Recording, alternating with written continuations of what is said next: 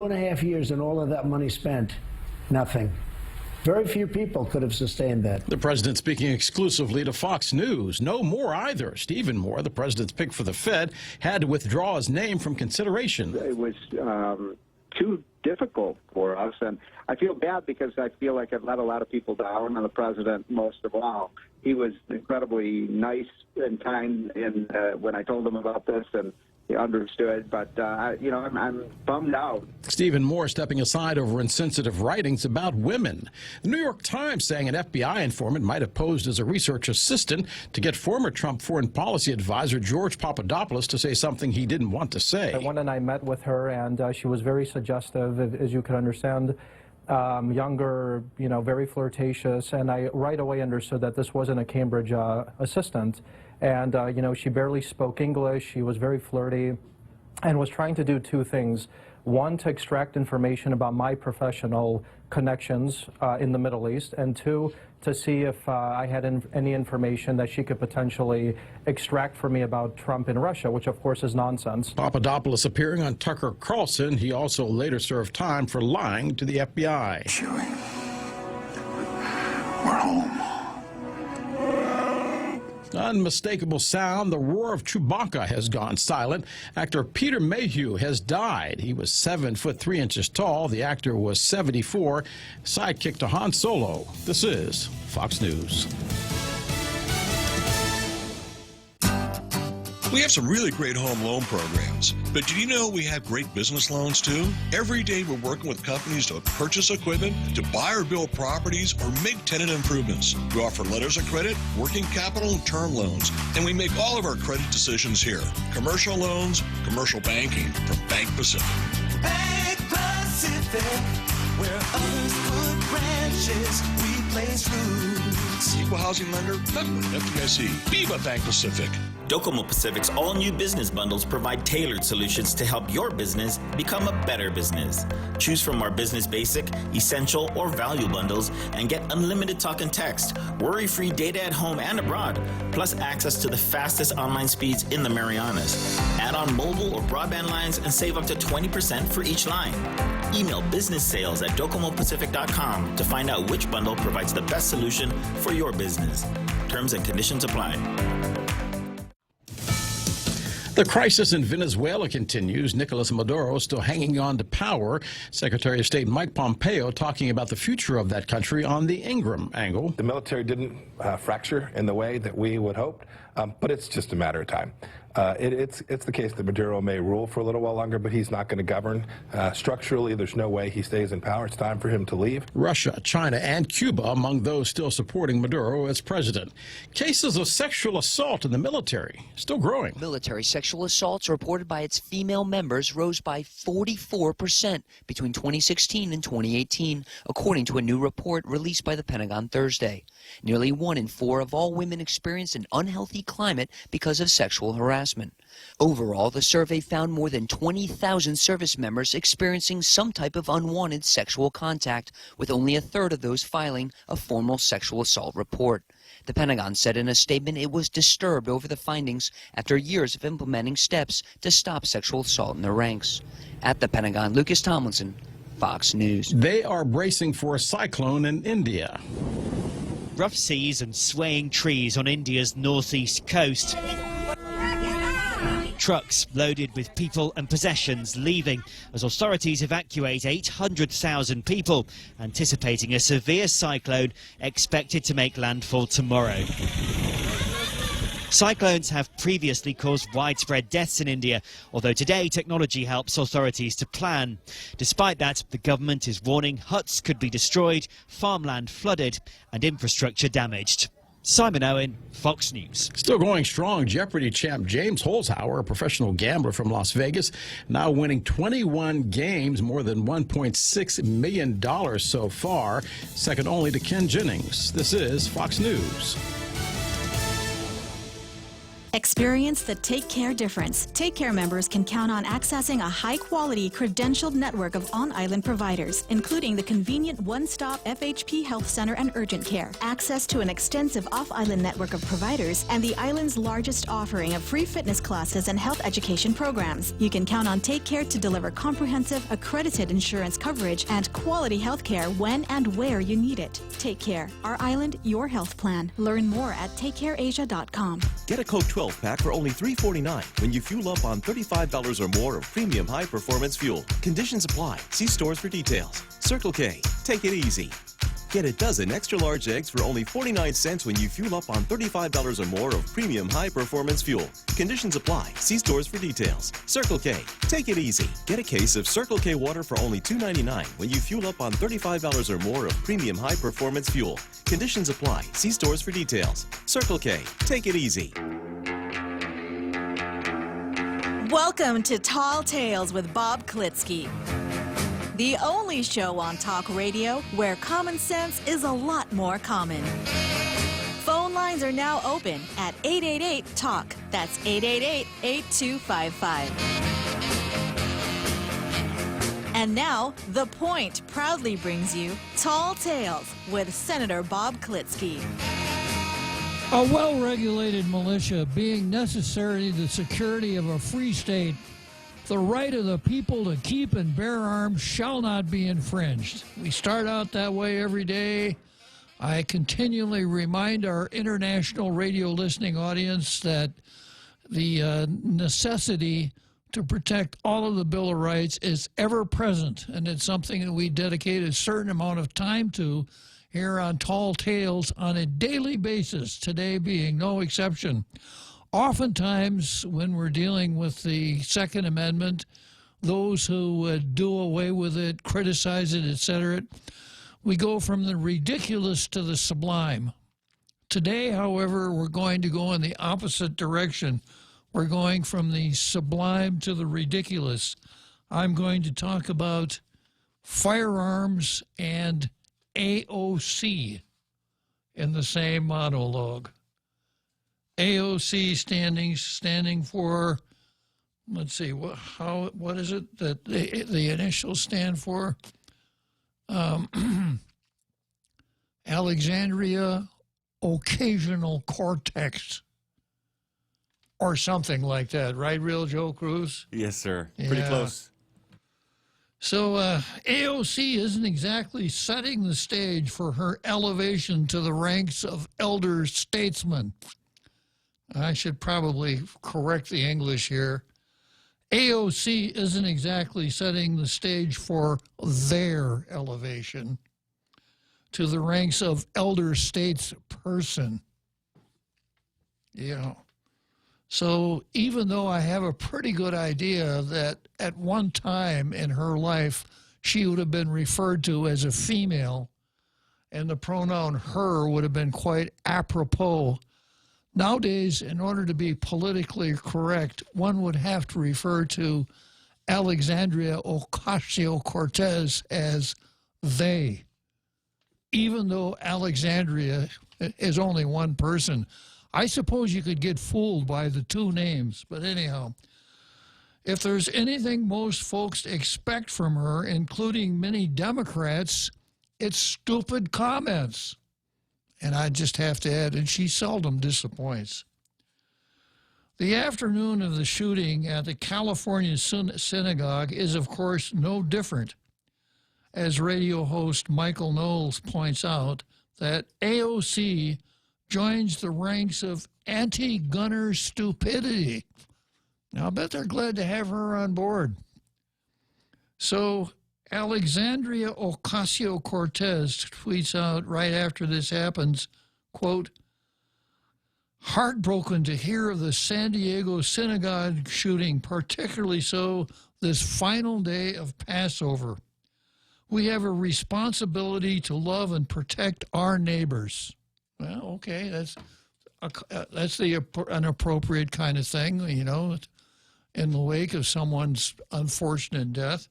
But she goes on to say in the same tweet, "The longer the Senate delays holding a vote on H.R. 8, the more we put Americans at risk.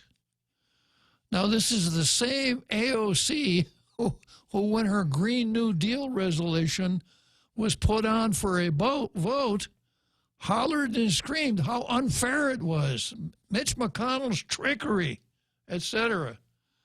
But now, in the wake of a tragic death, she wants to politicize it and say, the longer the Senate delays holding a vote on H.R. 8, the more we put Americans at risk. Heartbroken to hear this. We should protect our neighbors. If you don't vote for the very specific gun control legislation that I want you to vote for, you are basically responsible for shooting up a synagogue. This is the interpretation of her words. That's an inappropriate way to respond to a tragedy, the author says. Inappropriate way to respond to a shooting in part because it just isn't true. H.R. 8 is some more gun control legislation to expand background checks. No evidence whatsoever that this would have prevented this shooter from getting a gun. No evidence whatsoever that this would have prevented any other mass shootings that we have seen in recent years. So we ask ourselves, how could we have prevented this shooting? How could we have stopped this? More gun control? No, there's no evidence that any major gun control law that's been proposed would have stopped any of these things. How about if law enforcement had somehow caught this guy earlier? I guess that would have stopped it. But how would they have caught the guy? The guy who did it had no prior contact with law enforcement. Maybe if we were able to catch mental illnesses earlier. Again, there's no evidence that this guy has a mental illness. The killer in Poway, California had a plethora of gun control laws that did nothing to prevent him from obtaining a firearm, nor did it stop him from using that firearm in service to an evil cause.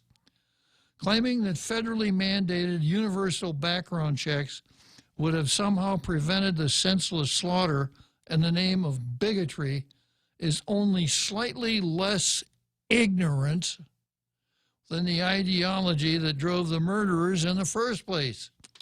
California already requires background checks on every purchase. Further, so far nothing in the killer's background has shown any reason why he would have failed such a background check. Something might be there, but I haven't seen it so far, which suggests that there isn't. In other words, he'd have passed any background check required. Ocasio-Cortez, or Occasional Cortex, as she's known amongst my crowd, is spouting stupidity in the name of advancing an agenda. Hardly surprising. Okay, a Latin phrase, sic transit Ocasio-Cortez. All right, so much for the Second Amendment, and from there we go to Zemi E. Cockney, our backwards, bilingual play on words that translates into Meet the Press. And we start out here today with the Daily News. And wow, the Daily News wrote their own editorial again today. Maybe they lost their internet connection to USA Today. While developing a viable and sustainable aquaculture industry on Guam will provide new jobs and help stimulate the economy, the governor should limit expectations instead of hoping shrimp farms will overtake tourism and military spending as Guam's driving force. On Tuesday, Governor LG signed an executive order to create the Guam Aquaculture Task Force. I thought Rory was the one who was supposed to be creating task forces. Oh, no, that's only to get fired employees unfired, right? It's got nothing to do with shrimp. The Guam Aquaculture Task Force is charged with reinvigorating efforts to develop an aquaculture industry on Guam, notably with shrimp farming. Guam looked into commercial aquaculture in 1973 with experimental ponds in Telefofo, and there was a resurgence of interest in aquaculture in the 2000s. The governor is hoping that pathogen-free shrimp grown here could translate to billions of dollars in annual revenue. We're possibly looking at a $7 billion industry, Leon Guerrero said.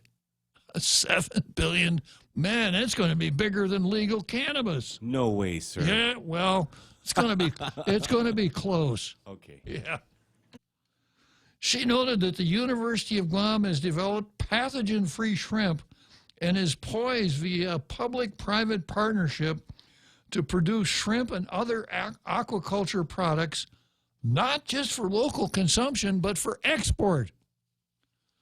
According to Aquasol Inc., an aquaculture consulting company, commercial shrimp agriculture operations now contributes more than 55% of the world's total supply of shrimp. Ecuador is a top producer of farm shrimp. In 2010, the industry produced about 225,000 metric tons, conservatively valued at $1.1 billion. Can you smoke shrimp, Real Joe Cruz? Yeah, you can, sir, if you have a hickory or maybe if you prefer maple. If you have the right kind of smoking instrument, huh? Yes. I don't know much about this kind of stuff. Thanks for your assistance. You're welcome, sir. Yeah. The shrimp yield is about 1,000 to 2,000 kilograms per hectare, according to Aquasol. But Guam only has 1,000 hectares of arable land in total. Even if all arable land was turned into shrimp farms and produced maximum yields, that works out to 2,000 metric tons, far less than needed to generate $1 billion in revenue, let alone $7 billion. You know, maybe when Lou was working with these numbers, she had the calculator that GovGuam uses to calculate pay raises. A particular kind of inaccuracy not available to those of us in the private sector. Our community and government should help foster aquaculture as a new industry for Guam, one that will diversify our economy, provide new opportunities and jobs. The same should be done with other industries because the more we strengthen our economy, the better off our community is. But the governor needs to be realistic. Well, there's a tall order. And, of course, campaign season is over, so the governor needs to be realistic and not try to raise hopes with fanciful expectations. Fanciful expectations. We just say no to fanciful expectations here on Tall Tales. All right, so that's the daily news. And then we get to the Post. And as usual, the Post comes out swinging. Here's the title of the editorial on the Post: Doubling Down on Secrecy of Public Records. I guess who they're going to be talking about here. And the Post comes out swinging, but they did make one fatal mistake, probably caused by the editorial boardroom not staying tuned after the Daily News got the Blue Star yesterday. Because if they had stayed tuned yesterday, Tall's Tales, they could have avoided the mistake that they made. But let me get into the editorial here. Not long after the Consolidated Commission on Utilities Chairman Joey Duenas owned up to what he called an error, that the closed-door board meeting that discussed pay raises and bonuses should have been open to the public, the CCU doubled down on its lack of transparency. I'll see your executive session, and I'll raise you a denial of your Freedom of Information Act request, poker player Joey Duenas said. If the CCU truly acknowledges that the meeting on pay raises and bonuses for executive managers and power and water agencies' legal counsels was behind closed doors by mistake, and the elected commissioners didn't mean to keep the public from hearing and seeing their discussions, then the commission shouldn't have any problem when the Daily Post requests the minutes from the meeting. My point exactly. And, of course, when people don't want you to see something, what's the first thing that pops into your head, Real Joe Cruz? What are they trying to hide? What don't they want us to see? Why are they keeping their cards so close to their vests? These are the kind of suspicions that pop up as soon as government officials disobey the open government law and the Sunshine Law. Those laws, in a way, board members and commissioners, these laws are there to protect you. If you comply, if you just use those two laws as an unstated part of your agenda, you're not going to get in the kind of trouble that Joey and the CCU are in right now. Instead of releasing the public records, CCU had its board secretary write a letter Wednesday that the minutes of the November 27, 2018 closed-door meeting at which bonuses and pay raises were approved for the island's utility executives, quote, will not be disclosed. Now, here's an interesting point. If the Post is correct on their statement that it was the CCU that told the board secretary to write this letter, then we've got another open government problem, because I don't recall seeing a notice of a CCU meeting to discuss this particular matter. And if the CCU didn't discuss it in a properly noticed and called manner, then they violated the open government law again.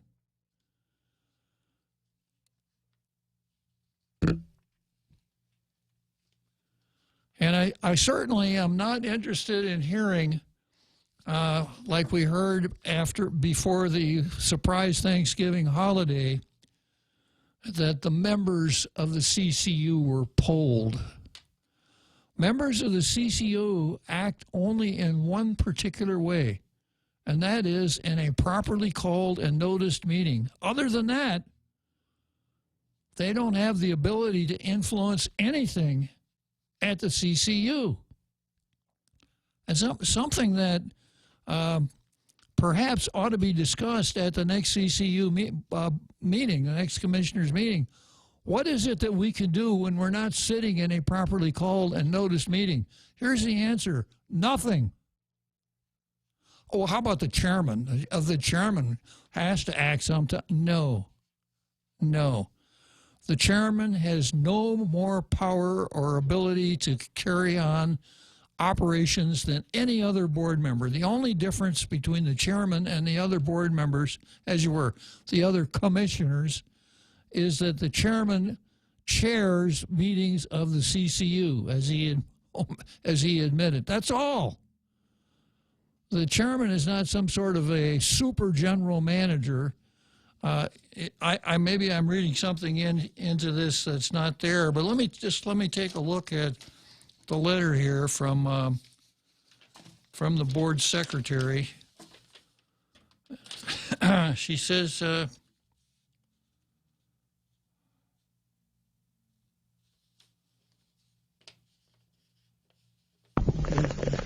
this: it is the position of the Consolidated Commission on Utilities that the electronically recorded minutes of the executive session will not be disclosed pursuant to your FOIA request.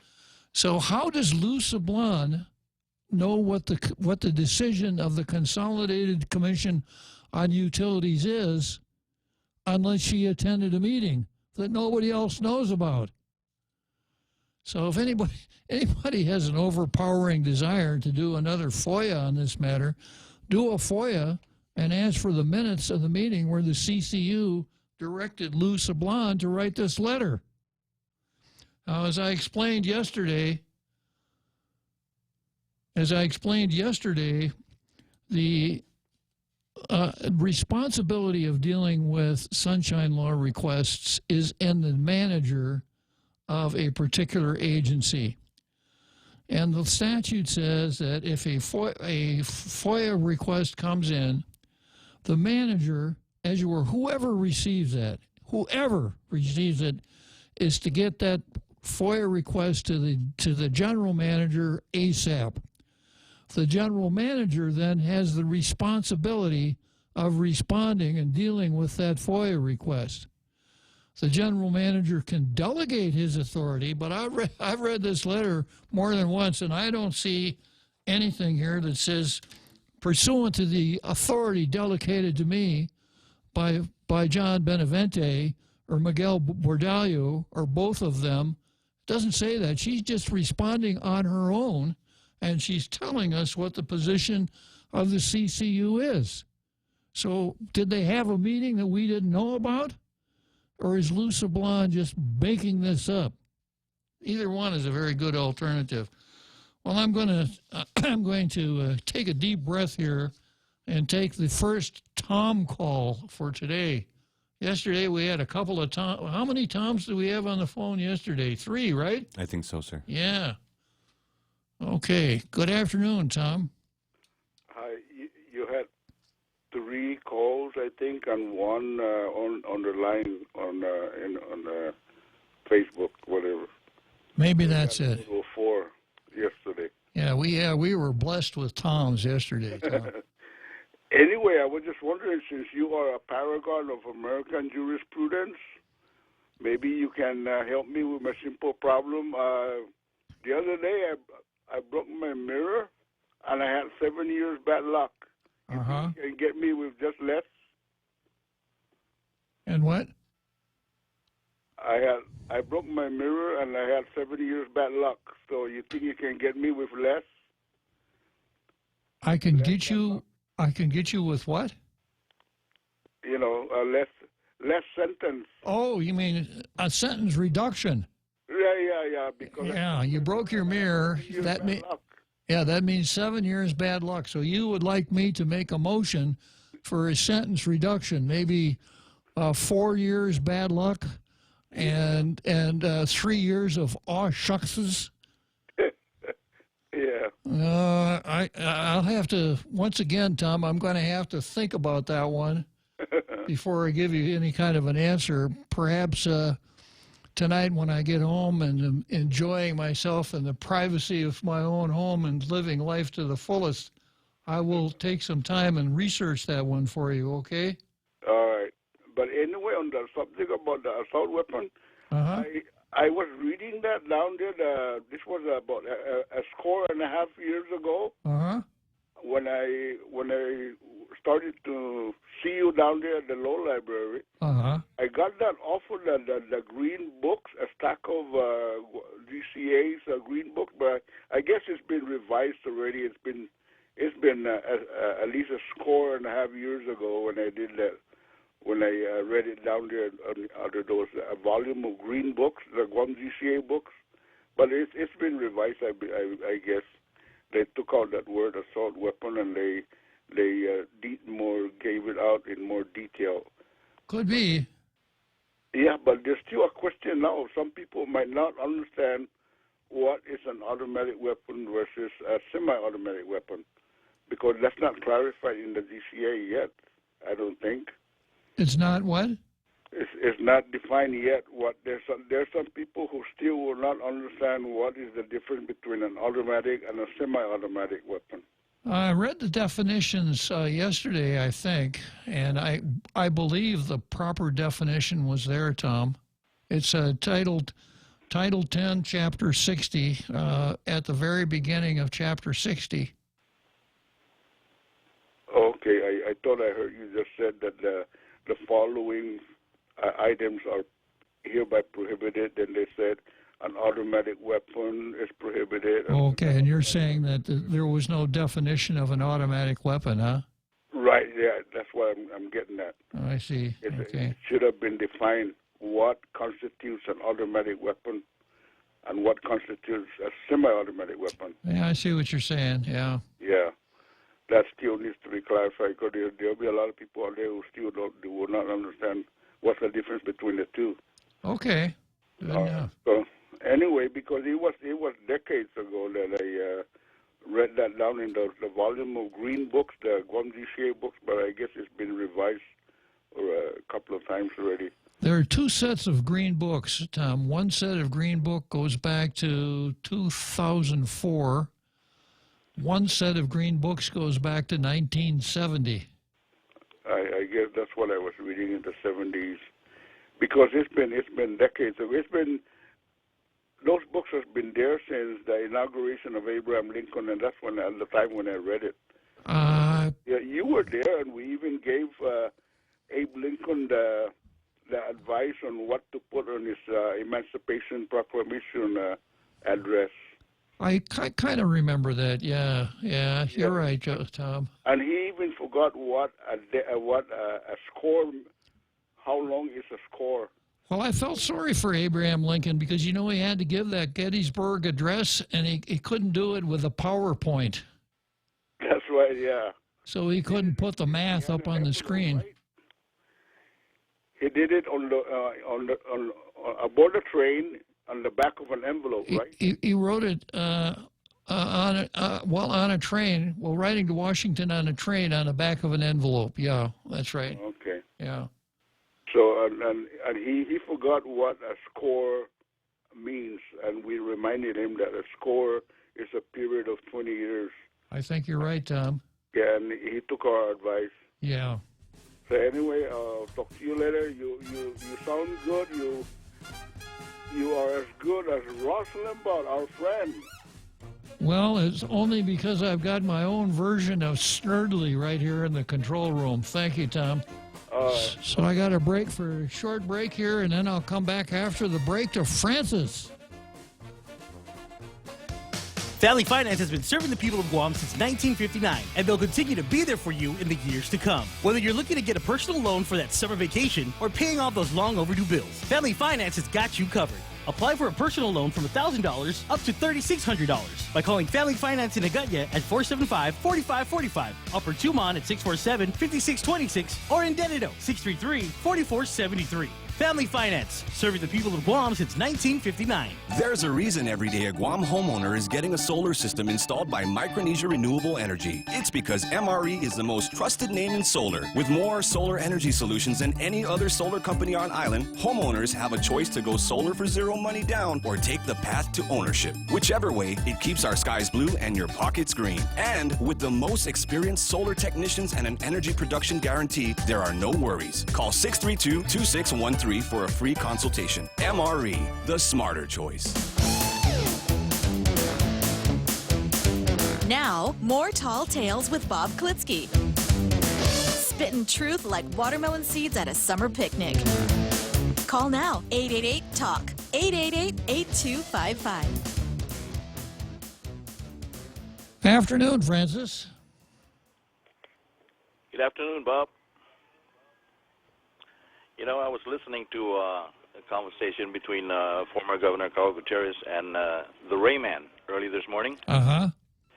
Now I know what his position in government is. He's the chief economic advisor for the governor, Lulian Guerrero. Right. And if I'm not, because they were all over the place, his primary mission, if I'm not mistaken, is to represent the governor in many capacities with issues concerning H-2B workers, visa waivers, and a lot of things associated with the military buildup. Right. I guess with his experience, he's working real hard and is now engaged with the international community, and I think he's also got the private and public with the combination of private, public, and international investment groups, industrial organizations that's hopefully looking forward to making investments in Guam. And that's some of the things that I kind of heard this morning. So now I'm aware of what his job is. I wasn't sure what his purpose, or his mission was. I heard that same interview, and I would remind you, Francis, that I kind of called it.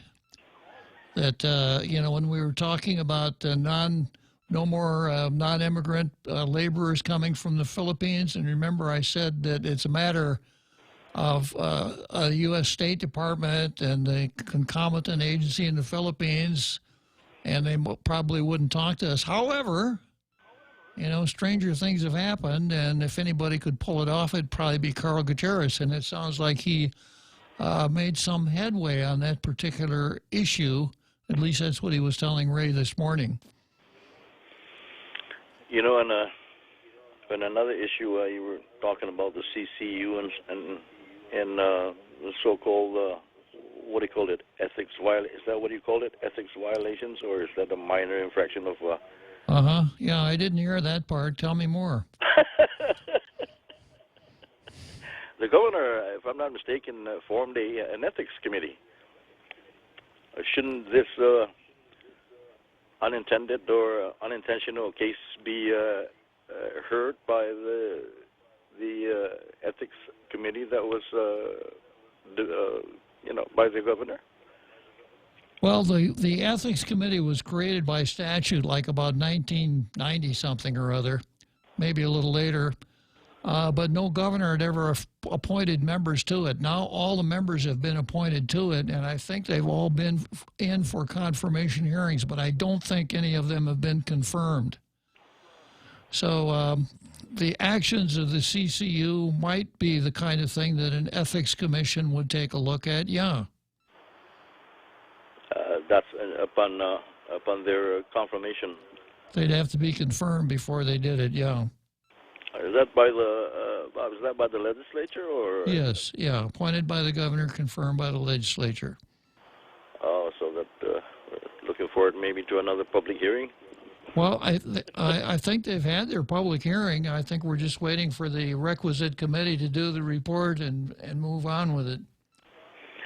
Bob, some of the issues, with this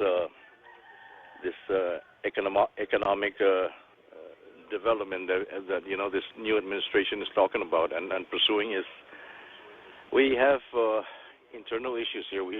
They even brought up something about the Tomorrowland Trust being utilized as or an opportunity, an opportunity to be confirmed and have somebody else do business on Tomorrowland Trust.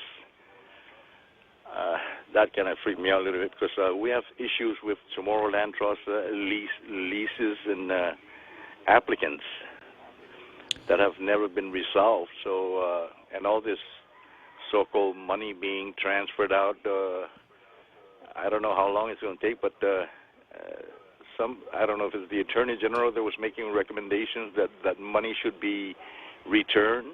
It was Jack Haddock, the new there you go, Jack. Administrative Director of the Tomorrowland Trust Commission.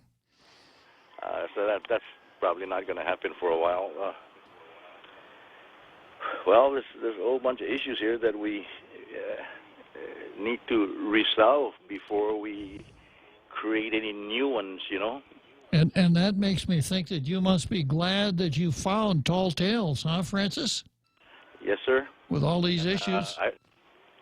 I do my work early in the morning by 5:30, 6 o'clock, so I look forward to the afternoon, 4 o'clock with the Tall Tales gentlemen. Okay. All right. Thanks for taking my call, Bob. Thanks for calling in, Francis. Always good to talk to you. Okay, I'm looking out of the corner of my eye here, and I'm seeing a post from Ken Leon Guerrero. He says, meeting has been called Friday, May 10 at 4 p.m. Probably just to moot out Tall Tales, right, Real Joe Cruz? Yeah, They could have met any time of the day or night, but they chose 4 p.m.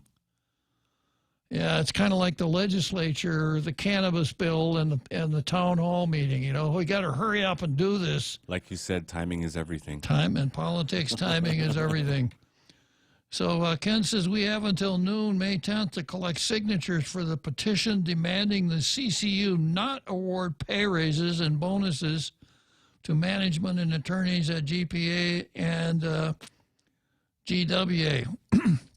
So, Ken, if you want to call and talk about the particulars of your petition, I'll give you a little airtime. I'm going to be spending a fair amount more time here with this whole issue before I leave Zemi and cut me behind.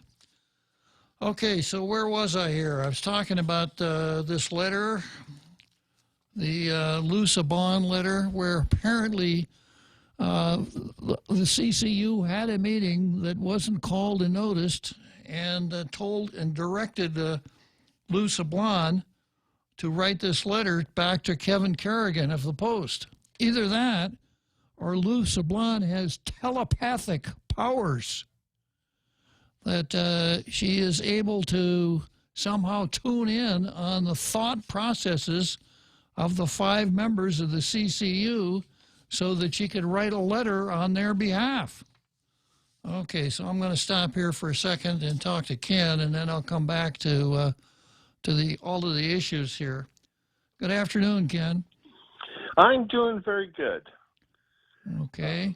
Taxpayers and ratepayers in Guam aren't doing so good, but we have a chance to turn that around. Tell me more.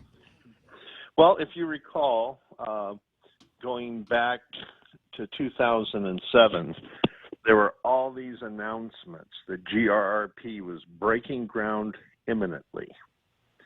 Well, a citizen's petition was started and derailed that project to borrow $360 million guaranteed by taxpayers and given to a company that has neither designed, built, or operated a waste energy plant to design, build, and operate a waste energy plant, and it's been stalled ever since. So we need to look at using the power of the petition, which is guaranteed under the Organic Act, to force the board members of the CCU to listen to the people and to address our concerns. And that's what we're collecting signatures for, so that I can present these petitions to the board members at that meeting. What if they're in executive session, Ken? Then maybe we should have the Attorney General attend as well, so that he can have them arrested. Okay. Because I think by now they've finally gotten it that they can't meet in executive session and do these things. So they're going to have to do them in public.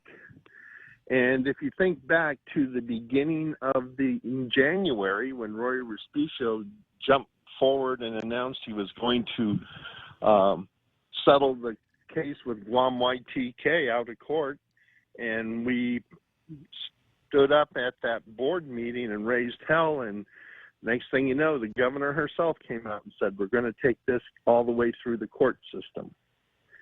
So we do have power as citizens, because we own the government, we own the utilities. So when we as ratepayers and citizens put forward something like this in a formal setting, a formal process that's embedded in the Organic Act, they have to address it. And I'm sure that when we address it and we demand a justification for these raises, just the fact they show up every day is not going to cut it. Because if they stick with that justification, then technically speaking, every government and Guam employee who just shows up every day deserves a pay raise and a bonus. Okay. And I hope I have. What happened? He just dropped. Maybe they cut his call. Yeah, maybe somebody from CCU. You know, Yeah. Telephone Authority used to be a government agency too. Maybe there's still a linkage there. I think he's back. Is this you, Ken?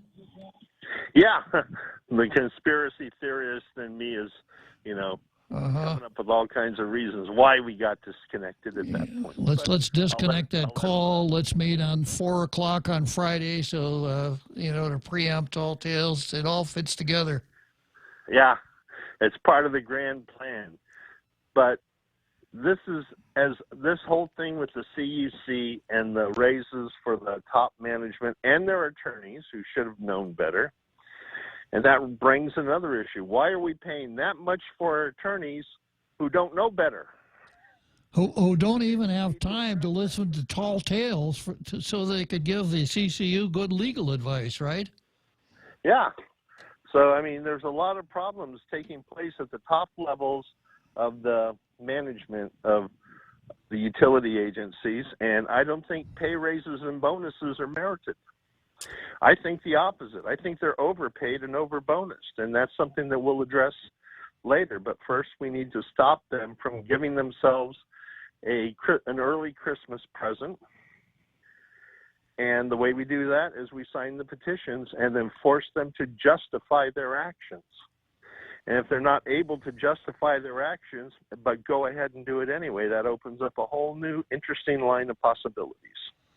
Okay, Ken, so I'm coming up on a break here in about 4 minutes. So why don't you give our international radio listening audience some of the particulars on your petition, how they would go about signing it if they so desired, etc. Well, there's 3 ways you can do it. You can go to Guam C4PA on Facebook and download the petition, or you can click on the link to change.org. that will take you to the online position. If you want to download a paper petition and have your friends, families, coworkers sign it, then there's instructions on how to get in touch with me to arrange for pickup. Or you can just go to the Facebook page or our web page, guamc4pa.org, and there's a link there that will take you to either the paper petition or to the online petition. Okay. And once you click on either one, you can either download the paper petition or you can just go ahead and sign the online petition. Okay, Ken, so we're going to be watching this with eagle eyes to see how it progresses. Yeah, we'll probably be filming it too, because to the best of my knowledge, I don't think that the conference room at the utility agencies is state-of-the-art and doesn't probably do live streaming. I couldn't say. Well, we'll find out. Okay, Ken. Well, thanks for sharing this important information with us, and we'll be following your progress, okay? All right. Thank you very much. Okay. So, so this letter from B. Lou Sablon is really enigmatic. Why is Lou Sablon writing these letters saying these kinds of things? And a little cautionary note here for Lou Sablon, or whoever put Lou Sablon in this incredibly awkward position. It's 5 GCA 10112, penalties for non-disclosure. If the court finds that the public official's decision to refuse disclosure is not justified under this chapter, the court shall order the public official to pay a fine of $1,000. The fine shall be a personal expense for the responsible official, and in no way shall the fine be paid by the agency or the government of Guam. So whoever it was, whether it was the telepathic powers of the CCU, whether it was an improperly held CCU meeting, or whether it was somebody else at the CCU, one of the general managers that told Lou to write this letter, there's a potential exposure here because she's saying you can't have that stuff. And as I get farther into this, I think it becomes more and more difficult to justify withholding the minutes from that illegal executive session. So maybe when this is all over, if anybody deserves a bonus, it would be Lou Samlan, who is really put in an extremely awkward position for someone whose job is to be the board secretary for a board that doesn't follow the open government law and doesn't want to follow the Sunshine Law. Okay, so back to the editorial. An interesting side note, having the CCU board secretary write the letter denying the request for records under the Freedom of Information Act was a deviation from what's normal. You might say that again. Typically, the chairman of the CCU or legal counsel of the Power Authority or Waterworks Authority would write such a letter of public importance.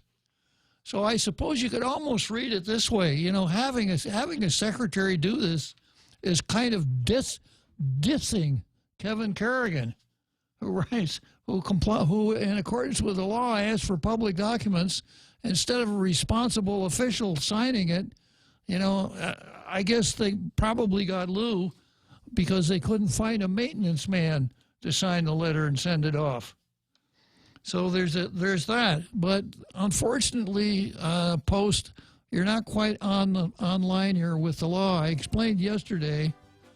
I'll come back to this after the break, and then we have about 9 minutes before the big halftime show. It's important to have claims process that works for you.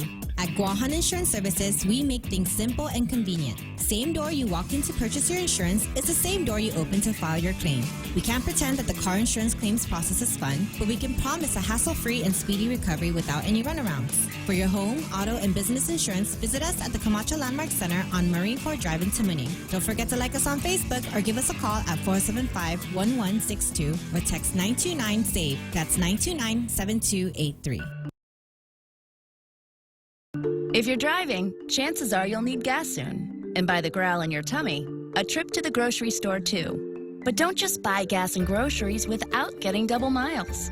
Instead, apply for the new United credit card from First Hawaiian Bank and start earning double miles towards your next trip. Gas, groceries, getaway. With the new United credit card, apply at FHB.com. First Hawaiian Bank, member FDIC. Equal housing lender. Additional terms, conditions, and restrictions apply.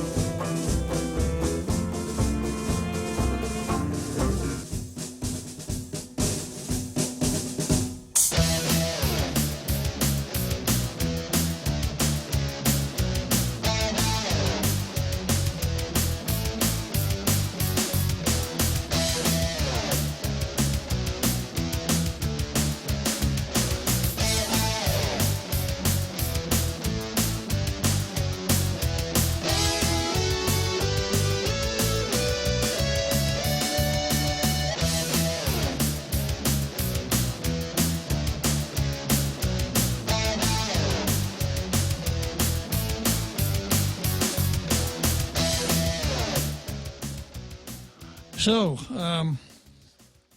going back to the editorial here, it's the general manager of an agency who has the responsibility to deal with sunshine law requests. The statute says that in an agency, whoever receives a letter, email, piece of paper, any kind of a communication that looks like a sunshine law request, a FOIA request, has a responsibility of getting that request to the general manager or the director ASAP. And then the director has the responsibility of dealing with that paper or that matter after he gets it. The director can deal with it himself, or he could delegate his authority to someone else in his agency.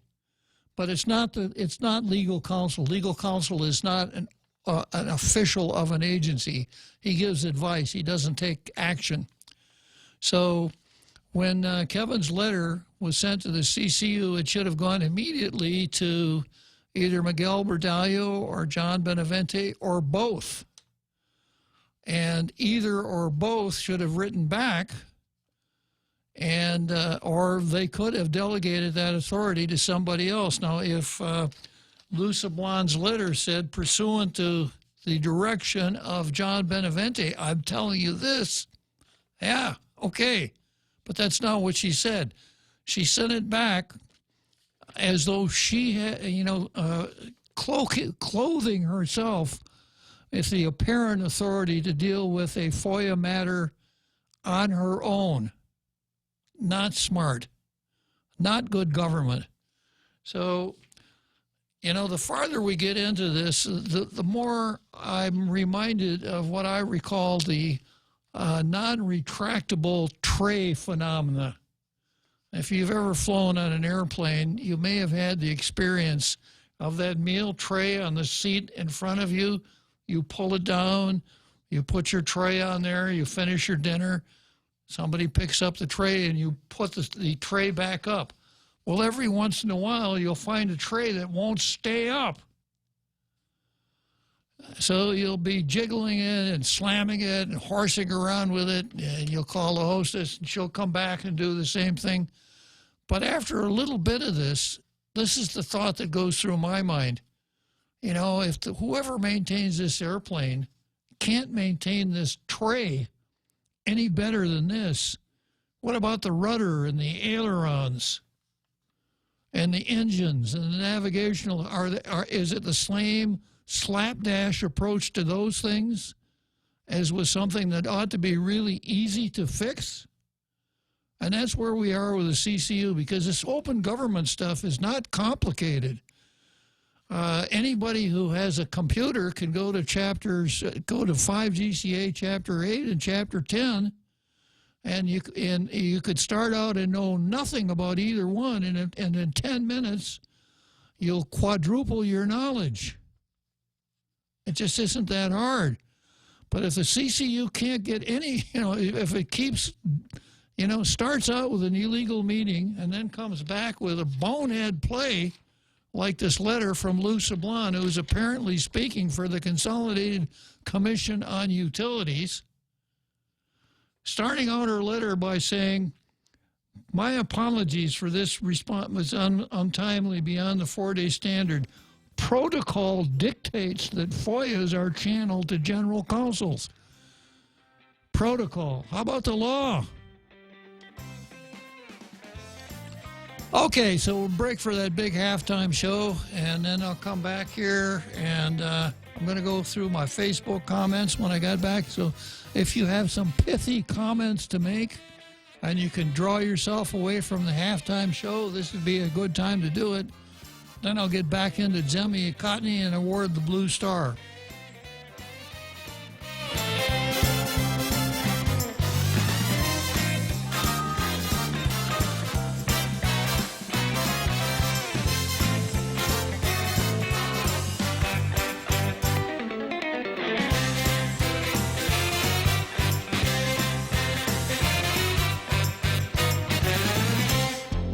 The Point is KUSG, Hagåtña, Guam, 93.3 FM and 104.3 HD3.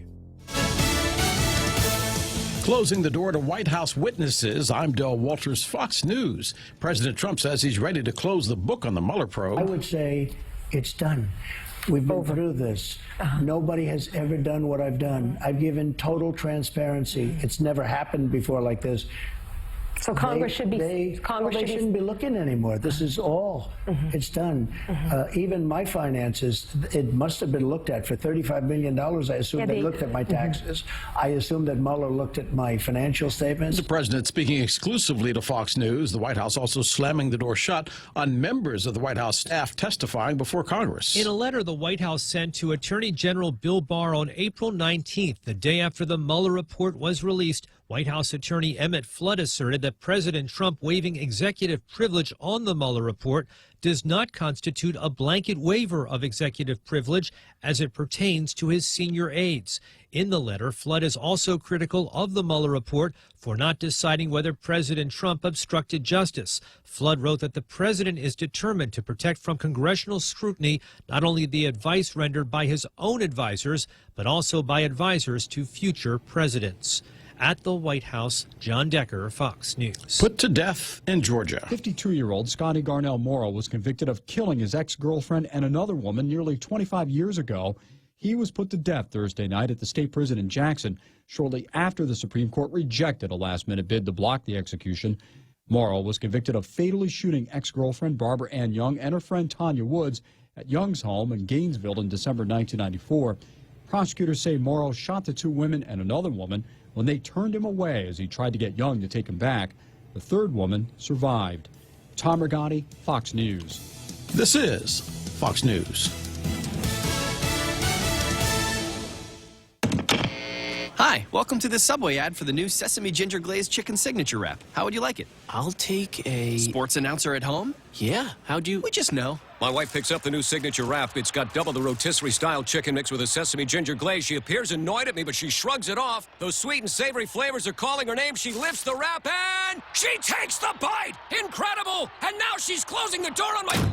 Subway, make it what you want. Limited time only at participating restaurants. Double meat based on average 6-inch sub. Let's go for a drive. Let's take a stroll. Let's gallivant. Let's go cruising. We all have different ways to describe how we get up and go in our cars. But whatever you may call it, you can do more of it when you save 6% off your fuel purchases at any Shell station when you use your eligible Bank of Guam Visa and MasterCard credit cards. So stop by any Guam or CNMI Shell station and start saving today. Visit bankofguam.com for more information. Terms and conditions apply. Bank of Guam, the People's Bank. Member FDIC.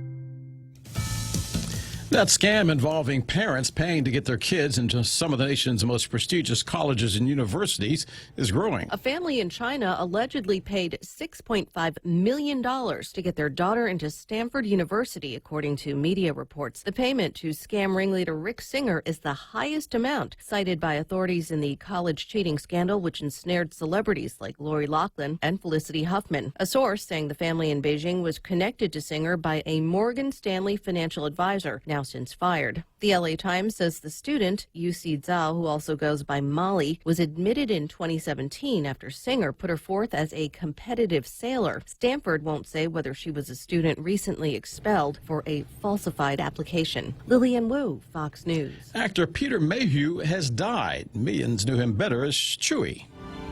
Chewie, we're home.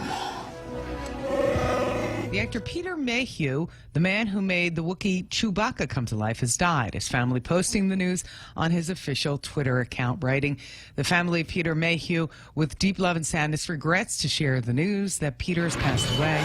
The family posting that the actor passed away in his North Texas home Tuesday evening, surrounded by family and friends. He underwent spinal surgery in July in an effort to improve his mobility. Mayhew played Chewbacca in all the Star Wars films up until 2015. Michelle Polino, Fox News. Bernard Jack Young is the new mayor of Baltimore, promising, he says, a stronger city. The former mayor, Catherine Pugh, resigned on Thursday, accused of unethical behavior, taking money for a book deal from the university health system. She sat on that system's board. Bernard Jack Mayer has been the acting mayor, took the oath of office later on Thursday. I'm Del Walters. This is Fox News. Ready to buy real estate on Guam? Congratulations! But what now? There's so many questions, so many things to do. Where do you start? The best place to start is to call Century 21 Commonwealth Realty, Guam's biggest name in real estate. They aren't the best because they're the biggest. They're the biggest because they're the best. Trust the name. Find out why. Call Century 21 Commonwealth Realty today. 888-2121. Trust the best. Save big. Save really big when you bundle up your insurance policies with Nanbo Insurance. Insure your home, auto, motorcycle, or business with Nanbo and enjoy great savings, up to 50%. When it comes to insuring your property, no one knows better than the company with over 50 years of service to the community. Don't compromise the things that matter to you most. Call Nanbo today at 477-9754 or visit nanbo.com for more information. Nanbo Insurance, serving you since 1968.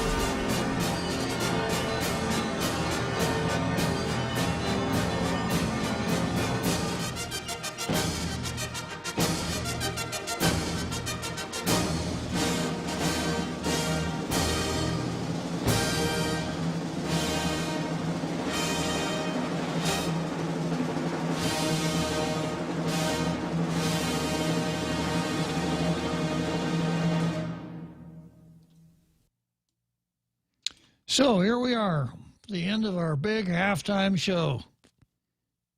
You wanted me to remind you about the thing to remind you about to be reminded?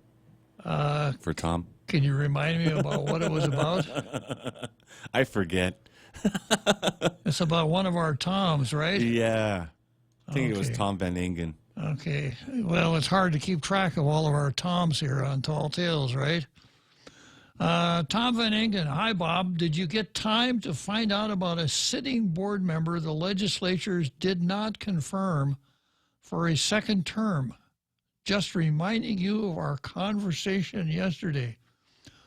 How would it be if I said last night when I got home, I had to go to a cookie pushing event first. But when I finally got home and was enjoying myself in the privacy of my own home, enjoying life, I never got around to it. How would that be, Real Joe Cruz? I think that would be acceptable. Well, that's not what happened. I did look it up. Man. Yeah. Okay, let me find it here in my traveling library. Cookie pushing, sir? Cookie pushing, yeah. You know, that's public event where, you know, you sample the hors d'oeuvres and make small talk and smile a lot. And That's where you might use your cookie duster. I hadn't thought of that, but it probably works. And in my case, you know, I just kind of stand around as people come along to pat me on the back and say, hey, Bob, really like your show. Or, hey, Bob, Tall Tales is great. Yeah, that's okay. So if one were to look at 4 GCA 7 as you were 2103.9, you would find this. No person shall serve in an acting capacity on any board or commission requiring legislative advice and consent. Okay, so if you're appointed, no confirmation, you cannot sit. Okay? An appointed board or commission member may continue to serve for 90 calendar days plus 3 legislative days, and that person's, and I had to correct the English again, they should have just said there, right? And that person's position after that person's term has expired in an acting or holdover capacity until that person or another person is appointed by the governor and confirmed by the legislature. So person's term expires, no new nomination, no nomination to fill the vacancy is sent to the legislature. The commissioner with the expired term can stick around for 90 more days. You count up to 90 days, and then 3 days in which the legislature is in session. And at midnight on that third day, the holdover board member turns into he goes out to find his car, and his Lexus is not in the parking lot. There's a pumpkin out there towed around by a half dozen rats. And he said, wow, my Cinderella moment has expired. So that's your answer, Tom. Thanks for asking the question. One of the duties of Tall Tales is to spread a little bit of education whenever that's possible about things that impact our decisions here as far as the lives we lead and enjoy here on Guam. Okay, so I'm going to go back and greet the other Facebook folks here. If you'll play some suitable music, Real Joe Cruz. Welcome back. So Ismael Velez, welcome back. Good to have you back. And James Howard, half a day, Judge Bob, and the TJ Rangers. Now, the TJ Rangers, that could be the Tijuana Rangers or perhaps the Triple J Rangers, whichever suits the occasion. And I've got James Howard, 45 million population in an area of the storm India. Okay.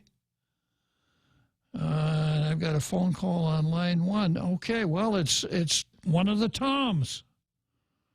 Good afternoon, Tom. Hey, Bob, it's Tom again. Yes, sir. Another Tom. Okay. I heard part of your answer, and I lose reception before I get to Adelup around the corner. Uh-huh. The governor made an appointment for this person. The governor reappointed to a second term. Uh-huh. The issue is the legislature didn't do anything. Okay. Does that mean the term ends after 90 days plus 3 legislative days anyway because they didn't do anything? Well, to say they didn't do anything, that kind of describes their daily routine. I know. Unless they're dealing with something illegal like gambling or marijuana, then they move pretty fast. So let me rephrase the question, Tom. So a vacancy occurred. A nomination to fill a vacancy was sent to the legislature. The legislature did not confirm. What happens at the end of the Cinderella period, right? Right. Yeah, I would say that sitting on the board and being renominated to continue on the board. Oh, okay. So it's the same person, right? Yeah. Right. Well, my horseback analysis would be then that the vacancy that position becomes vacant because no one can serve unless he has been confirmed, and a holdover member's term expires in the 90 plus 3. So that would be my initial horseback opinion on that one, Tom. Well, thank you. Thank you. Be kind to the horse. Okay, who are we talking about? It's me. You? Yeah. Really? Oh, probably the parole board, huh? Yes, sir. Yeah. Okay. Are you at the end of your Cinderella period yet? Well past it. The governor re-nominated me and another member last August. Wow. So apparently, I've been trying to find out, and you just answered, I'm no longer eligible to stay on the board. And that's interesting. Yeah. Okay, well, good luck, Tom. Thank you for looking into that for me. All right. The AG's office didn't really want to look into it, so I went right to the top. Okay, good call, Tom. So long. Yeah, thanks. Okay, so we've got Tom, another one of the Toms, and then James Howard, in a very timely post, says, Tom, Tom, Tom. I wonder if that's James Howard's mantra. James Howard's mantra. I think it is. Yeah. Yeah. He whenever he meditates, he closes his eyes and says, Tom, Tom, Tom. Okay, then we've got Henry Manglogna, who's a newcomer. Gives us a thumbs up here on Tall Tales. Thank you, Henry. And then Jesse Limtiaco. AOC is courageous and brave.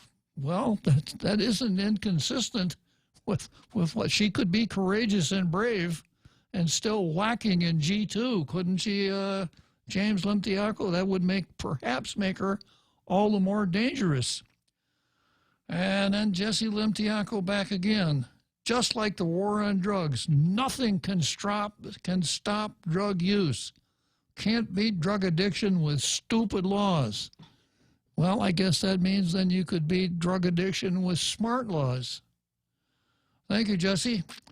And then Nate horns in again. He's saying, again, everyone is a good guy with a gun until they're not. Jesse Limtiaco. I wonder if that's Jesse's picture there accompanying that post. Can you see it, Real Joe Cruz? No, sir, I can't. No. Okay. Well, it's rather hard to describe. Part of a thread.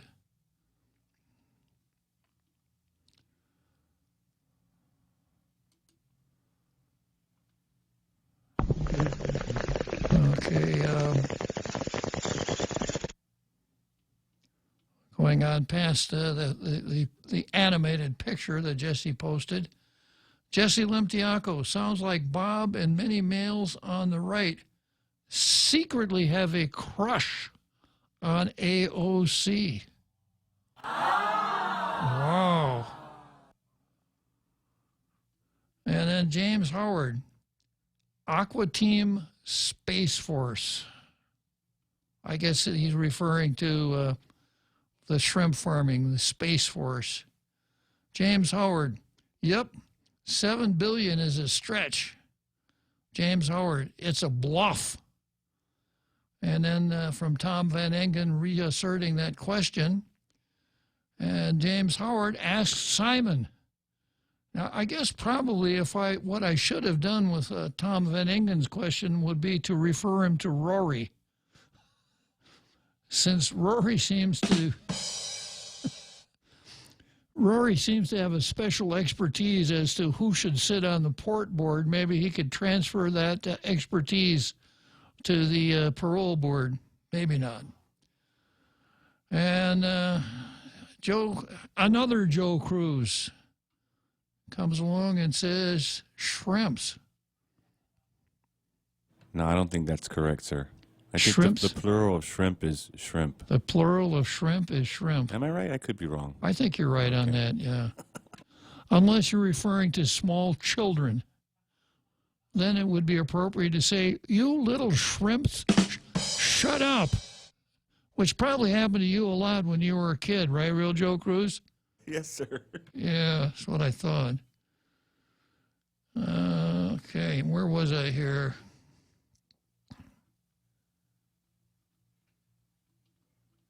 Hang on just a second here, Real Joe Cruz. Okay, then we've got Ken Leon Guerrero's sort of announcement. James Howard, guilty.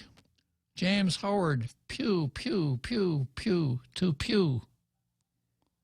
I guess he's got a couple of mantras.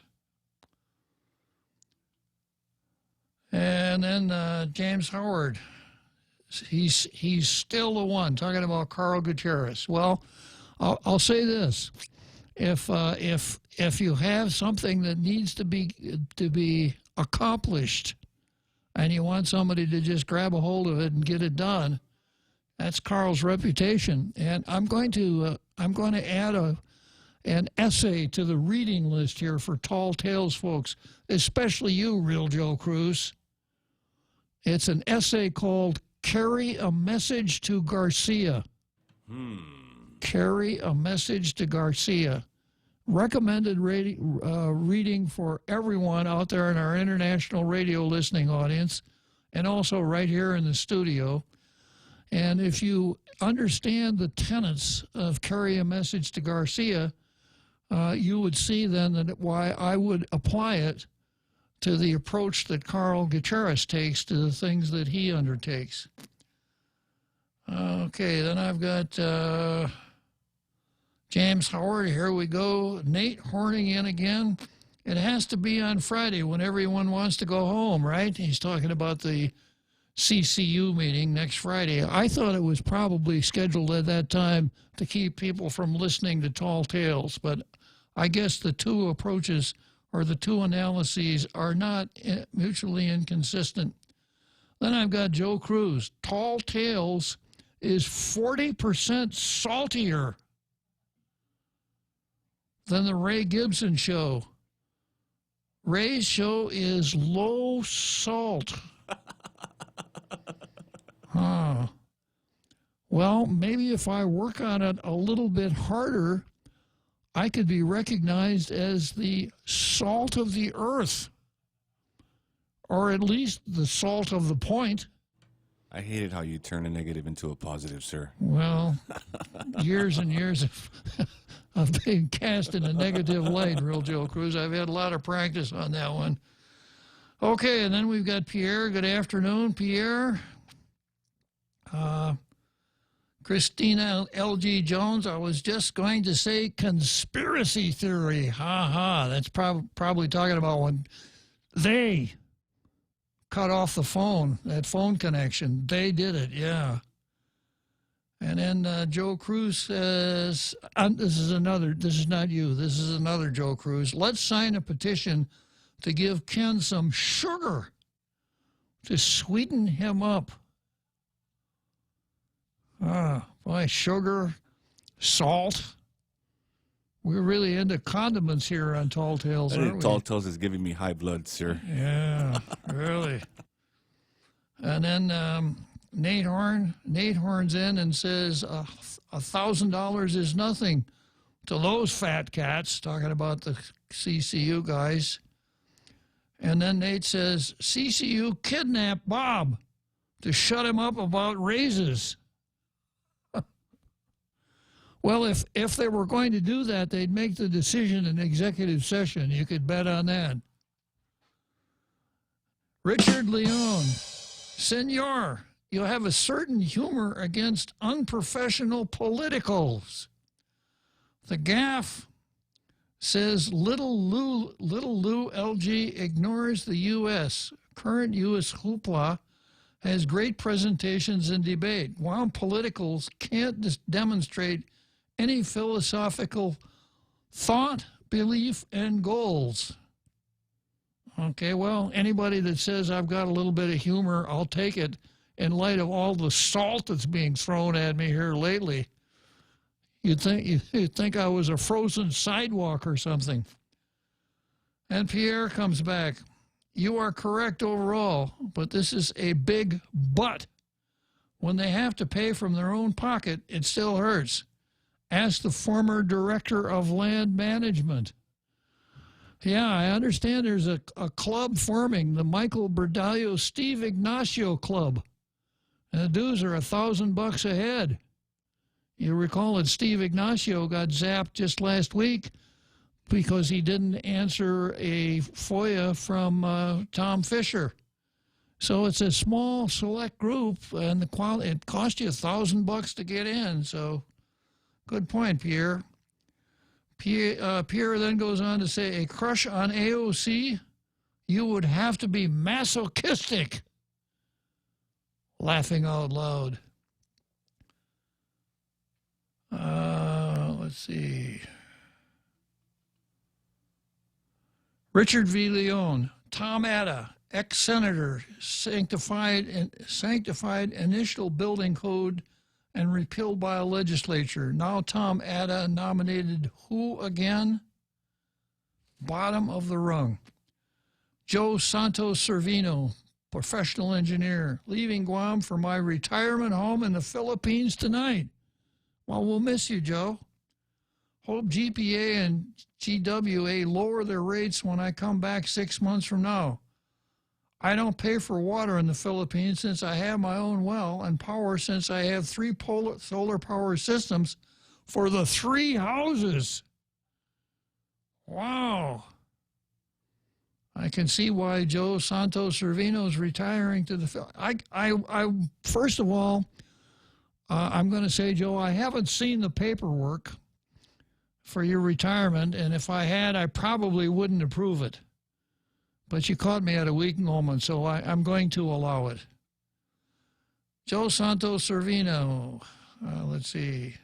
Going on to Jesse Limtiaco. Is that sound effect from a water bong? No doubt, yeah. Joe Santos Servino, I already signed Ken's petition. Well, good for you, Joe, tying up all these loose ends before you leave. Joe Cruz, not you, this is another Joe Cruz, saying, yes, it's lovely.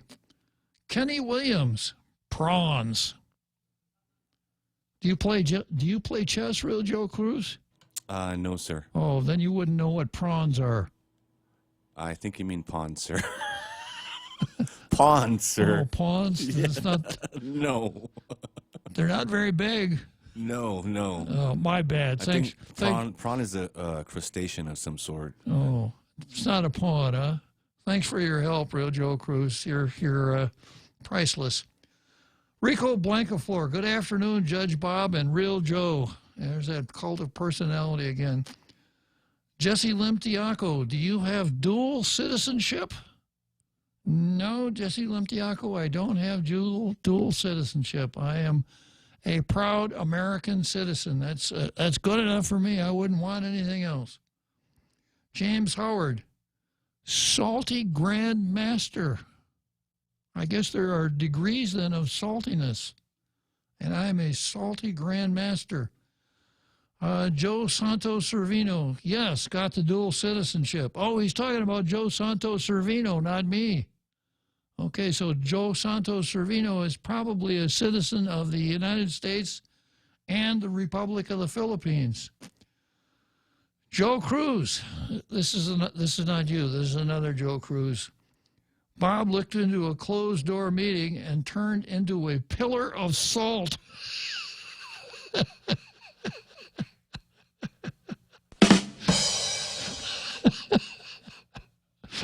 I should have never looked back. Okay, that's the last comment on Facebook. Let's give the other Joe Cruz a round of applause here. That's a pretty good one.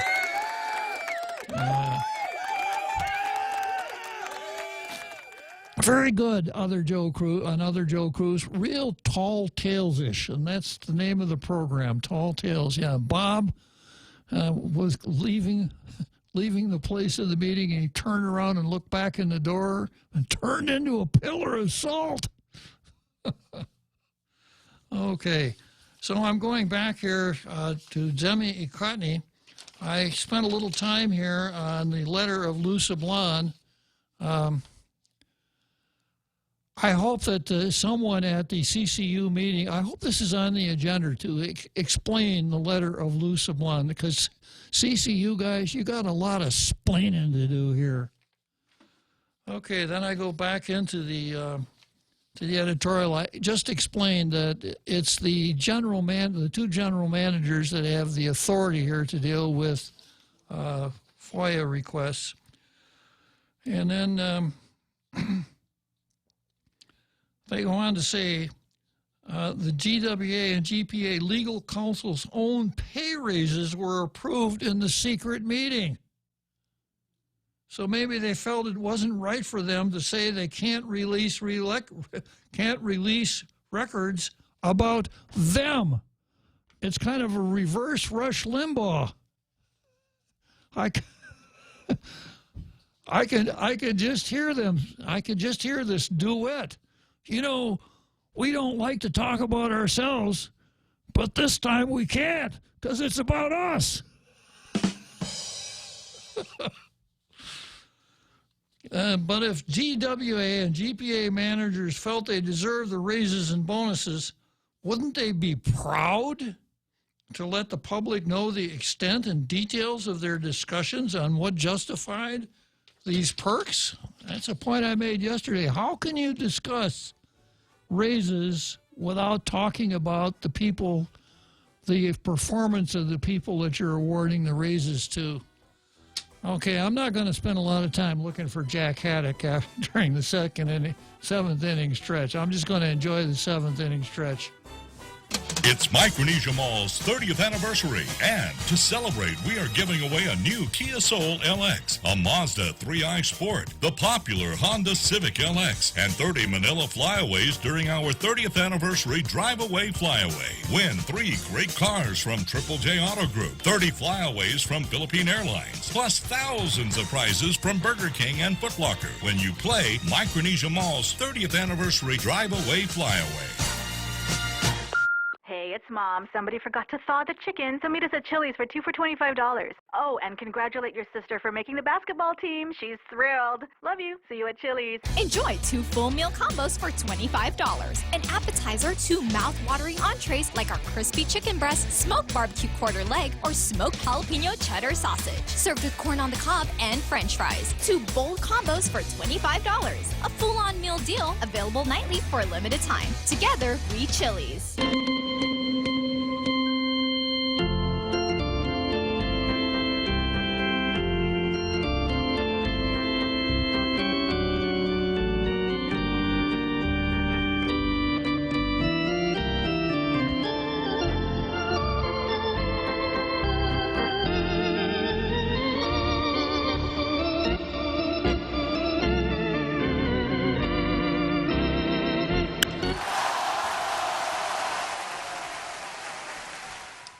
So here we are, center field, center field bleachers, Wrigley Field, the 7th inning stretch, a part of the routine every day here on Tall Tales. 7th inning stretch, so that means we've only got 2 more innings to go until the end of today's exciting episode of Tall Tales. So I'm going to go back into the editorial here, and let's see. Where did I leave off here? Picks up with the open government law is as clear as day. Under no circumstances shall a public agency hold an executive or closed meeting to discuss salaries, salary levels, or salary adjustments of any employee or officer. Pretty clear. Yeah. The law goes on to state that all such discussions or decisions must be held in a public meeting, and minutes shall be kept and open to the public. So, again, if they're giving out raises, deciding on raises for those people, wouldn't they have had to discuss their performance? Unless, I posited the possibility that they had a long talk. Well, let's talk about John Beneventi. He's a pretty good guy. He does this, does that. So he's late for work sometimes. We got to talk to him about that. And occasionally when he parks in the parking lot, he uses 2 stalls instead of 1. He's got to work on that. But overall, I think he's okay. How about Miguel Bordello? Well, I heard that sometimes he doesn't turn the faucet off tight in the men's room and wastes a lot of water that way. Yeah, I know, but he does pretty well. Let's give him a break. He hasn't been at the authority so they go through this whole song and dance for everybody there, and then Joey says, "Okay, now we've evaluated everybody. Now let's assign some salaries." And what I've done is I have taken pieces of paper and written numbers on them. And I'm going to put all those pieces of paper with the numbers on them in a hat and I'm going to ask each commissioner to draw a number out of that hat. And we will match the numbers up with the names of people that we want to get raises. And from the back of the room, don't you think we ought to evaluate the people before we decide how much of a raise we're going to get? No, no, no. No, we're going to do it by lot. That's how we'll do it. That's what Joey wants us to think. You know, that it's okay to evaluate people in open session and keep that a secret from us. Because as Lou Sablon says in somebody's letter, she says, I note that the salary modifications mentioned in the Attorney General's letter have been fully disclosed to the public, and a procedure for repayment is in the process. So after we found out what the numbers were, we had no business finding out how those numbers were arrived at. Boy, another Tom, huh? Yeah. Good afternoon, Tom. Hi, how are you? Oh, it's our Tom. Good afternoon, Tom. Just a quick question for you. I just don't get it. I don't understand how they operate because they are all elected officials, aren't they? They are indeed. So why are they evaluating themselves? We, the voters, are supposed to be the ones to evaluate them. They're not evaluating themselves, Tom. They're evaluating employees that work at Power and Water.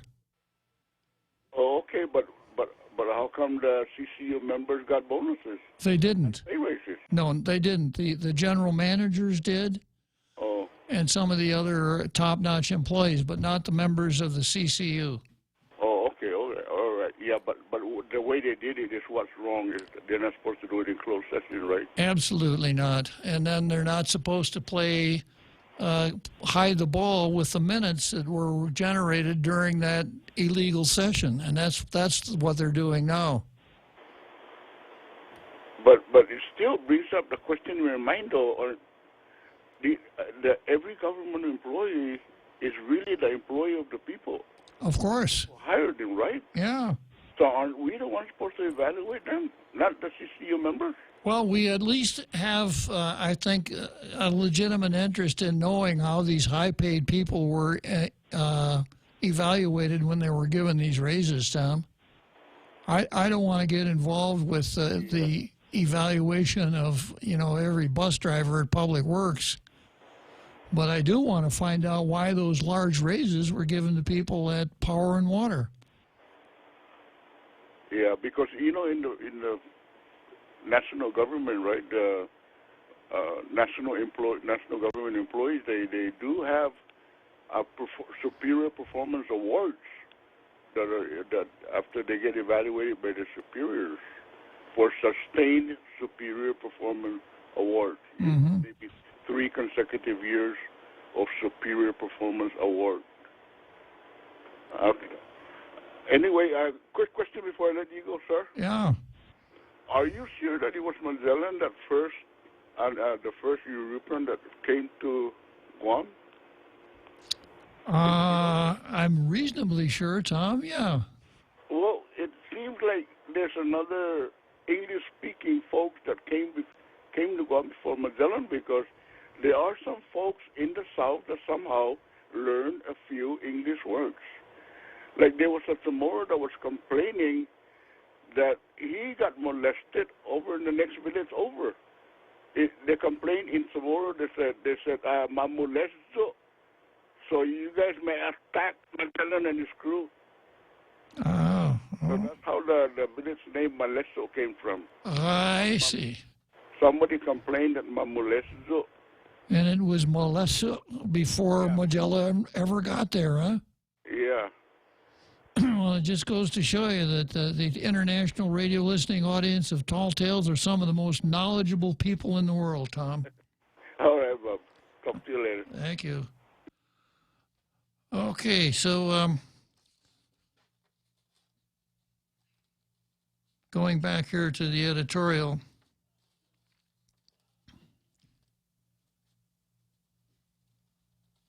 The editorial then goes on to say, and even when board and commission meetings have a reason to hold closed-door meetings, including to discuss legal matters or job performance issues, Guam's open government law requires that the decisions become public eventually. The open government law states for closed-door meetings, the transcript of such meetings shall be sealed for a period of 6 months and shall thereafter be a public document, etc. Well, I hate to do this to you guys at the Post, but you made a mistake. The language that you're talking about does not come from the open government law. It comes from the Sunshine Law. And the Sunshine Law talks in terms of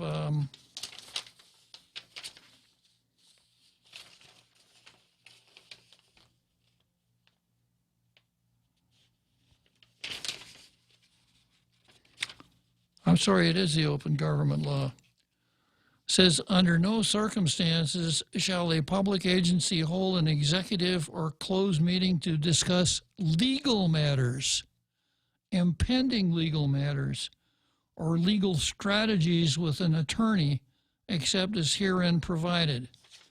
And then it talks in terms of the meeting may be closed only on the written recommendation of an attorney, only matters directly relating to litigation, which has been threatened, can be discussed. A verbatim transcript, not just minutes, but a verbatim transcript by an authorized court reporter must be taken of all meetings which are closed to discuss litigation or possible litigation.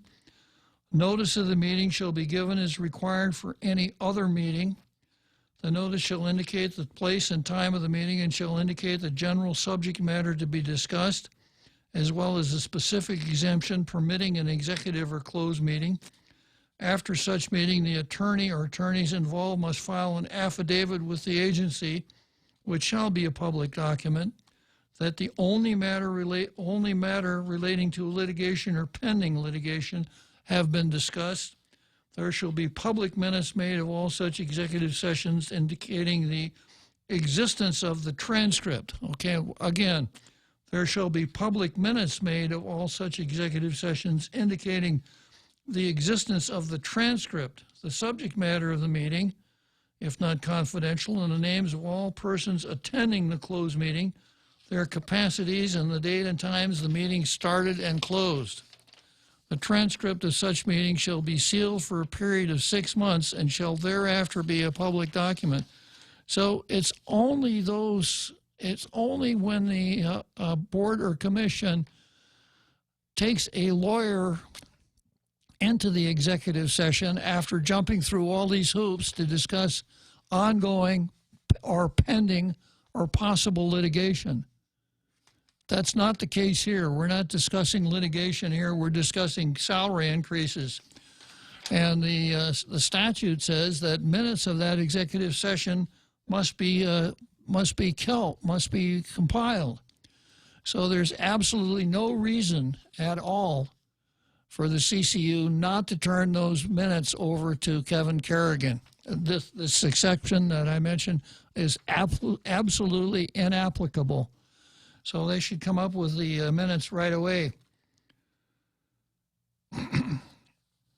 It's been alleged in previously released court documents unrelated to the CCU that another public entity, the Guam Housing and Urban Renewal Authority Board in previous administration, was holding secret meetings to discuss policy decisions that impact the public and public funds. It took a massive raid by federal agents, including the FBI, to uncover electronic documents that showed what the GURA board discussed in these secret meetings. Some of the GURA board members are still facing charges in court. Back to the CCU, there are a couple very smart people on the commission. We hope they steer the CCU in the right path, unless maybe it would be better if we got on the phone and called the FBI and said, can you go up there and get the minutes from that secret meeting like you did at GURA? Because somebody at the commission, the CCU, is stonewalling. They're using a proxy here named Lou Sablon to do their stonewalling. But there's absolutely no reason that they cannot be releasing those minutes. So I don't know, is it going to take the FBI, or will somebody at the CCU finally wake up? My advice has been from the very beginning to Chairman Joey Duenas, my unsolicited advice is stop tap dancing. As I mentioned, Will Rogers' law of holes. When you find yourself in a hole, stop digging. Don't try to finesse this. You made a mistake. You broke the law. You lost a tremendous amount of credibility just by doing that. And now whatever you had left, you're very quickly shredding it by not complying with the Sunshine Law and providing those minutes, which you have a duty to do.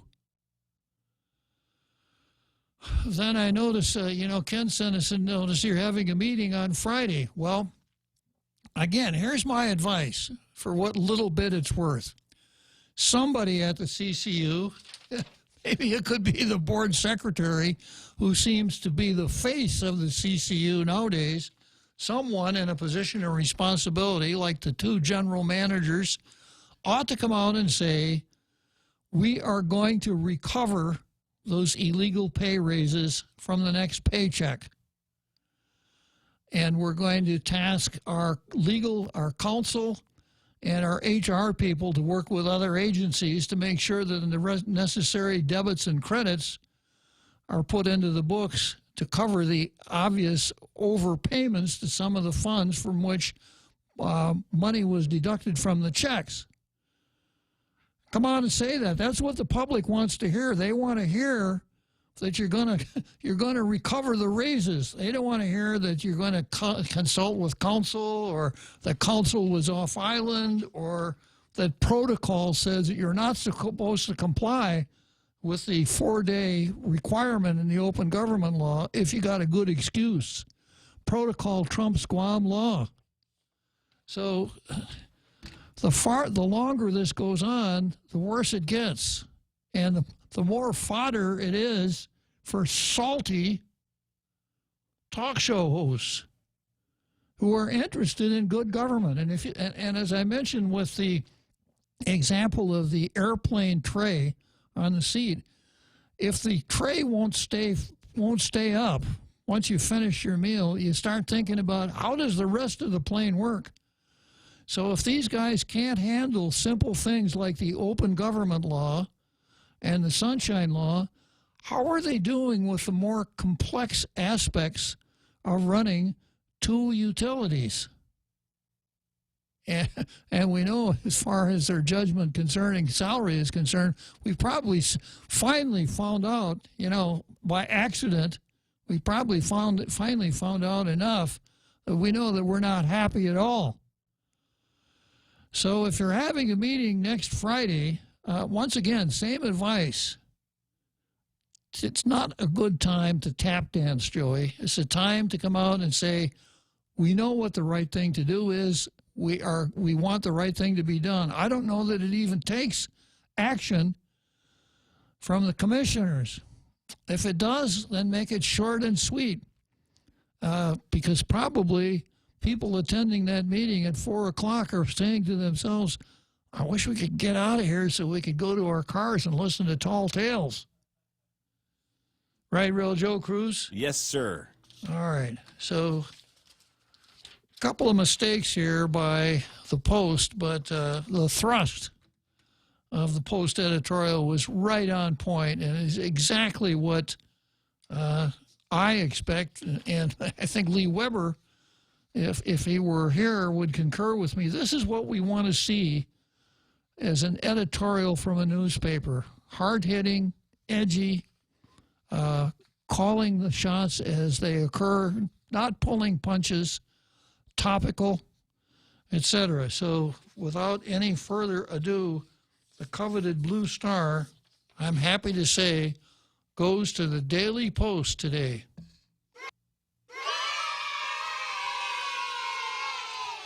Good job over there at the Post. You earned it. Okay, so from there,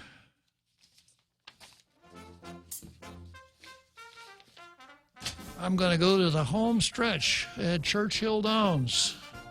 When your family needs medical care, how often do you find the need to visit multiple clinics? When a child has a serious ailment, do you find yourself meeting a medical provider only to learn you must go somewhere else for testing? At the FHP Health Center, you can find multiple specialties and testing services under one roof. And if your family needs urgent care, FHP is there for you with convenient weekday, evening, and weekend hours. Voted the island's best clinic and Pika's best 2 years in a row. FHP, our island, your clinic. Learn more at fhpguam.com. If you're driving, chances are you'll need gas soon. And by the growl in your tummy, a trip to the grocery store too. But don't just buy gas and groceries without getting double miles. Instead, apply for the new United credit card from First Hawaiian Bank and start earning double miles towards your next trip. Gas, groceries, getaway.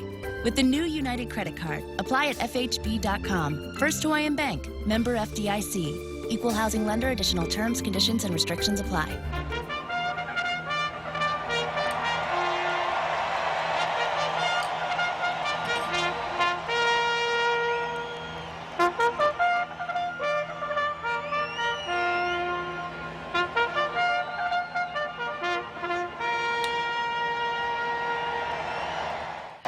And that's the call to the Post at Churchill Downs, and they're off.